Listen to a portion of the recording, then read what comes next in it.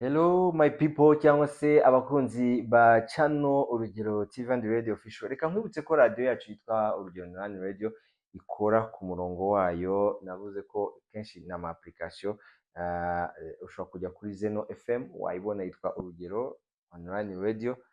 Ushobora no kujya no kuri izindi application gusa ukanze ukandikaho baraziguha barayiguha. Tugiye kujya tubageza hano mwayisanga ibirimo rwose ivuga neza, irimo indirimbo nziza za gospel mugiye mukunze. Mumeze mute rero? Mwiriwe mute? Mumeze mute? Amahoro y'Imana akomeze kuba namwe. Nizere ko mudatangiye umwaka muri mu mubabaro n'agahinda. Nizere ko abenshi mutangiye umwaka mushima Imana, nicyo gikomeye cyane. Ariko kandi nanone ndabizi ko mu isi ibintu ahora ari hejuru hasi. Umuntu ahora agira igihe cyo kunezerwa n'igihe cy'umubabaro. Ushobora kuba uyu munsi ari njye unezerewe, wowe udukurikiye ufite ibibazo, senga ngo Imana y'amahoro ibane nawe, ikurememo ibyiringiro kandi ikugirire neza. Ifate umutima wawe ihundure, ukomeze, iwuhumurize, kandi ibyiringiro byacu ntitukabihindure, tubigumize ku Mana. Nicyo kintu gikomeye kandi dukwiye kwitaho. Hanyuma se reka twibaze uyu munsi n'iki twabateguriye. Nta yandi makuru menshi dufite, ahubwo tugiye kugaruka mu gihugu cy'u Burundi. Umugabo umwe w'umuhanga cyangwa se umunyapolitiki yitwa Pacifique Ninahazwe aherutse gushyira hanze amakuru y'umukozi w'Imana bita Isidore Mbayahaga. Ubu asigaye yitwa ngo ni umukozi w'iperereza rya gisirikare. Yari asanzwe azwiho kuba ari pasiteri, afite itorero, ariko aravugwaho amakuru yo kunengwa kuba yaramaze cyane kwibasira cyangwa se kuganzwa cyane no gukora politiki kurusha ibindi. Mu butumwa rero Mbayahaga yanditse, yavuze ati ubutumwa twahawe n'umwe mu ntwazangabo z'u Burundi yahora kurwana muri RDC cyangwa se Repubulika Iharanira Demokarasi ya Kongo. Intwazangabo ni ingabo z'u Burundi n'abasirikare. Ati uwo muntu yabahaye ubutumwa avuga ngo ndashaka ko buno butumwa bumenyekana, ntihagire abazajya bagwa mu byo batazi. Aho twari kurwana muri Repubulika Iharanira Demokarasi ya Kongo mu bice bya Minembwe, hariho abanyamurenge babiri twari dufite mbere bo mu mwambaro bari mu mwambaro w'igisoda cy'u Burundi. Abo bari bashinzwe kudufasha iperereza, nibo batwerekaga abakorana twirwaneho maze tukabatera. Nibo badusumira urusaku muri bene wabo b'abanyamurenge. Ni ukuvuga ngo nibo batangaga amakuru ya bene wabo bayaha igisirikare cy'u Burundi. Yamara naho twakorana hari icyo twebwe tutari tuzi. Ni Kirundi muraza kwihangana, ni uko ari abapasitori bakorana na Isidore Mbayahaga. Igihe tugarukiye mu Burundi nabo twarazananye. Erega twapfuye gushika tuza tubona barahinduye umwambaro, bakura uwa gisirikare bambara kurya kw'abapasitori. Mu yandi magambo, hari abapasiteri b'abanyamurenge bagiye kugambanira bene wabo bakorana n'uyu mupasiteri, kandi twari tumaze igihe tubibona uburyo akoramo. Ntabwo akiri umukozi w'Imana mu buryo bweruye, ahubwo yabaye umunyepolitike ariko akabibangikanya akihisha muri wa mwambaro w'abapasiteri. Arakomeza aravuga ngo Isidore Mbayahaga ubwiwe niwe yaje kubitorera acagenda abajyanye. Ni ukuvuga ngo barimo baragaruka, murabizi amakuru yabaye muri Uvira, barabirukanyemo babakuramo M23 ibakuramo, bamwe bahita babona uburyo bahunga basubira mu gihugu cy'iwabo. Ariko mu gihe basubiraga mu gihugu cy'iwabo, hari abanyamurenge babiri bari bambaye umwenda w'igisirikare cy'u Burundi. Bageze i Burundi ngo bagiye kubona babona bahinduye imyenda bari bambaye, bambara imyenda y'abapasiteri. Murabizi y'abapasiteri hari n'akakana. Hanyuma batungurwa no kubona Isidore Mbayahaga pasiteri ubwiwe ari uje kubifatira, agenda abatwaye. Arakomeza uyu musirikare avuga ngo aha niho twatahuriye ko bya biganiro twahora tubona Mbayahaga atanga ku bijyanye n'intambara ya Kongo yari afise amakuru akura muri abakozi biwe. Niyo twabonye ko za nyigisho yaza aravuga zerekeye abanyamurenge bari mu Burundi n'abari murenge zitari zisanzwe. Cyari igikorwa gihambaye cy'iperereza. Murakunze kuvuga ingene Ndayishimiye amutuma gusuma amakuru mu butegetsi bwa CNDD-FDD. Mu yandi magambo hano arasobanura avuga ko uyu mugabo ari maneko wa perezida amwohereza mu ishyaka rya CNDD-FDD kugira ngo abashe kumva ibiri kumuvugwaho. arakomeza avuga ngo ubutumwa yigisha bufise intumbero yo kubwira abarundi icyo ashaka kuvuga. Ni ukuvuga ngo Bayahaga ni igikoresho cya perezida w'u Burundi kugira ngo ubutumwa avuga icyo ashaka kuvuga akinyuze muri Bayahaga ari we ugitambutsa. Icyo gihe hari n'ababizi neza ko yigeze guhanura uwitwa Bunyoni mbere y'uko afungwa, yarahanuye abamera nk'ubihanura avuga ko nyine bishobora kugeraho rwose bigatungurana atawe mu munyururu, ariko yabaye nk'integuza y'igikorwa Neva cyangwa se Ndayishimiye Evariste yari agiye gukora nka perezida w'u Burundi. Arakomeza ati mwaratanze akarorero ingene yatumye Bayahaga mu birori byo kugurura ya ngoro ya Bunyoni muri Nkengabusoro kugira asume urusaku rw'ibihabera byose. Icyo mutigeze mumenya aho hose ni uko by'ukuri akora iperereza. Ni ukuvuga ngo icyo abantu batari bazi babonaga nk'umupasiteri bakabona ni inshuti ya Neva, ariko ntabwo bari bazi ko ari maneko ashinzwe iperereza rya Neva. Arakomeza ati nta nkeka ashobora kuzobatuka kubera buno butumwa, ariko ni byiza ko mufasha abantu kumumenya neza, ntibaze barihenda, ntibajye bishuka cyangwa bibeshya ngo yo bapfa kuvuga gusa ari ku gikorwa gikomeye cy'iperereza, ahubwo ari mu gikorwa gikomeye cy'iperereza. Arakomeza mu kirundi cyabo ati akorera iperereza rya gisirikare cyangwa iperereza ryigenga rya Ndayishimiye. Icyo bikoze urubuga rwiwe rwo kuri Twitter iyo rutavuze ibya gisirikare ahandi ruvuga kenshi ni ibyo guhimbaza Ndayishimiye, rukanatuka abatabona ibintu kimwe na Ndayishimiye. Ibi ni byo narimo ndavuga rero. Aya ni amakuru ari kuva i Burundi avuga ko Neva n'uyu mugabo byamaze kumenyekana, amabanga ye yamaze gushyirwa hanze ko ari maneko, ari gukora iby'ubupasiteri ariko ari na maneko. Bivugwa ko hagati y'igisirikare na Evariste perezida w'u Burundi yabakorera umwe muri abo, akaba ari nawe wavugaga amakuru y'abanyamurenge bari kwicwa hariya, akanabimenya byose kubera ko akorana n'abapasiteri bandi nabo b'abanyamurenge. Ngira ngo mukunda kumva ijambo bita utugara, bafatwa nk'akagara nk'abagambanyi b'ubwoko bwabo, nabo bari mu Minembwe. Uyu munsi rero nabo bagarutse kubera ko intambara yari bananiye, bagaruka nabo, ariko ngo akazi kari kabajyanye kwari ugufasha igisirikare cy'u Burundi kugera kuri bene wabo kugira ngo bagambanire. Imana ishimwe rero ko baje kuvayo basubira i Burundi. Ubu bageze i Burundi ngo bakuyemo imyenda ya gisirikare barongera bambara umwenda w'ubupasitori.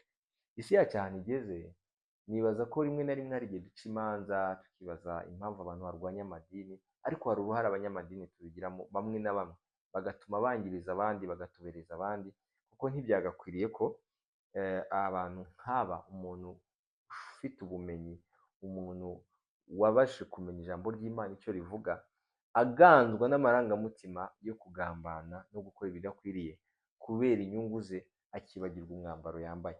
Ni gute umuntu w'umushumba yambara umwenda wa gisirikare akajya kugambanira bene wabo, bikarangira agarutse akangira agakuramo wa mwenda wa gisirikare akambara umwenda w'ubupasiteri akajya ku gatuti kubwiriza? Abantu babe maso, abantu mube maso. Iki gihe turimo ni igihe cyo kwita cyane ku mbuto z'abatuyoboye mu matorero, kuruta kwizera umuntu gusa kuko umubonye ko ari umushumba. Igihe tugezemo ni igihe cyo kwita cyane ku mbuto twererwa n'abashumba batuyobora, kuruta kugendera ku marangamutima yacu dufana. Abakristo benshi tumeze nk'abafana. Muri Kenya hari ibintu biherutse kubayo, mbona abantu buzuranye, ngo hari umupasiteri yitwa David Oworo, yes, atumira na leta n'abashinzwe minisante, leta yavuze ko ari minisiteri y'ubuzima muri Kenya, ngo nibaze barebe uburyo arimo arakiza abarwayi ba sida, kandi babahe n'ibimenyetso. Baza n'abadogiteri, baraza bicara aho ngaho, baravuga ati dore ibikorwa turi gusengera abantu bagakira, za sida ziri gukira, mwivunika nibabereke ibyangombwa. Kugeza ubu muri Kenya niyo nkuru iri kuvugwa, ntabwo baramenya neza si ni umukozi w'Imana ari kuvura. Ibyangombwa byo barabyerekanye, bemeza ko abantu bakize sida. Kugeza ubu rero abantu bashobora kuba bafana ibintu nk'ibyo, ariko bikaba ari ibintu bifite undi mwuka ubiri inyuma. Reka tuvaho tujye kuri wa mu profete wo muri Ghana wabwiye abantu ko ku itariki 25 z'ukwa 12 hari hazaba imperuka, hanyuma hazaba umwuzure, ngo abantu bagomba guhungira muri ubwo bwato arimo arakora. Abantu koko baraje bavuye mu imihanda yose, haba muri Ghana ndetse no hanze ya Ghana, baje kugira gute, baje guhungira muri bwa bwato. Biteye agahinda, birababaje. Abantu aho kugira ngo bishingikirije ku ijambo ry'Imana icyo rivuga, abantu barangajwe cyangwa se bari kuyobera, bari mu buyobe bwo kumva kubera amarangamutima n'ubwoba gusa. Ariko ubwoba butsindwa n'iki? Ubwoba butsindwa n'ijambo ry'Imana. Nimusoma ijambo ry'Imana rizabafasha kugera ku cyo mwifuza kugeraho. Mu yandi magambo rero, nimureke abantu duhaguruke, tunitoze kumenya ese ibintu tugenzura dute, tugenzura gute ko umuntu ari umukozi w'Imana? Ibitangaza byahozeho n'ubu biracyahari, ariko se byo tuzabigenzura dute kugira ngo tumenye ko ibyo bitangaza ari ukuri? Dukwiye kuba maso, kuko hari umupasiteri ngira ngo ni muri Amerika wigeze kuyobya abantu, abagenda mu ishyamba arabatwika. I Bugande murabizi ibyabayeyo.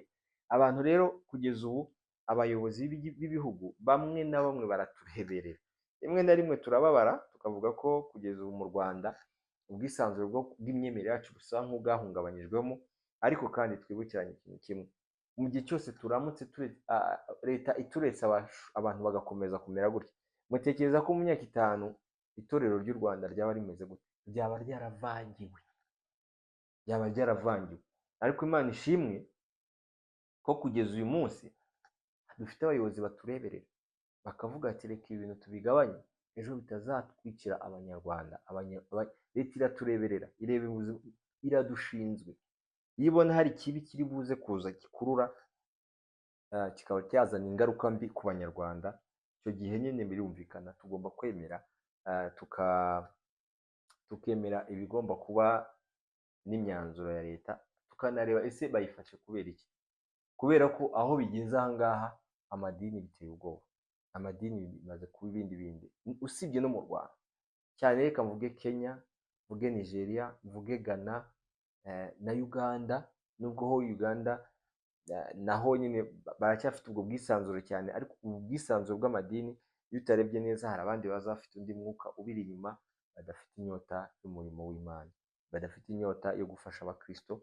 Abandi bakaza bafite inyota yo gusahurana dukeya tw'abakristo bari bafite, bagendeye ku nzara bifitiye, bakaza akaba ari bwo buryo babikoramo. Gusa nanone reka mvuge ko ibi byose tuvuga tutabivugishwa no kugira ngo twangishe abantu amadini n'amatorero, ahubwo turabivuga kugira ngo dushishoze abashumba bacu, tubarebere mu mbuto batwerera. Imbuto ni ikintu gikomeye cyane, ariko nitubarebera mu bintu bijyanye ndavuga n'amarangamutima yacu, kuko twamukunze gusa, tuzisanga hari rimwe na rimwe tuyoboka n'ibidakwiye kuyoboka. Urayobotse umuntu akuroshya ahantu, uguye mu mutego utari ukwiye kugwamo.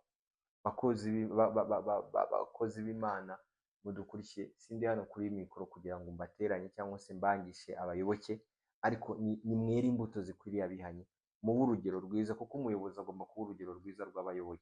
Mube urugero rwiza, abagifite amahirwe yo kuba mukifite amatorero afunguye, nimukore mugaragaze abo muri bo, abantu bababone, igihugu kibashime, kibagirire icyizere, bitewe n'uburyo muri kuyobora abayoborwa banyu, abayoboke banyu. Kuko bitabaye ibyo, n'ubundi amaherezo Imana nayo ubwayo izamanuka yirwanirira. Usibye ko na perezida yaza akavuga ati ibi ni ibintu bimaze kuba byinshi, ni mu bihagarike tubaze tunagenzura ibyo ari byo.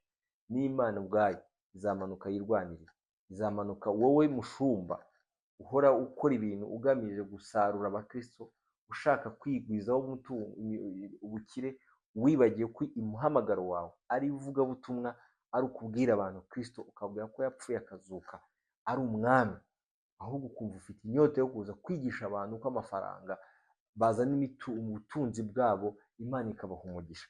Umenye ko urimo urahemukira abandi bashumba b'itorero, abakozi b'Imana bahamagawe, bari mu muhamagaro wabo, uri kubahemukira, uri kubajyana ahandi hantu hatari habi, uri kubasenyera ibyo bashinze. Ariko Imana irahari, nayo izagaruka ibarengere, ibakiranuke. Ariko reka nkubwire ngo murimo murahemuka, ibyo muri gukora ntabwo byagakwiriye abakozi b'Imana.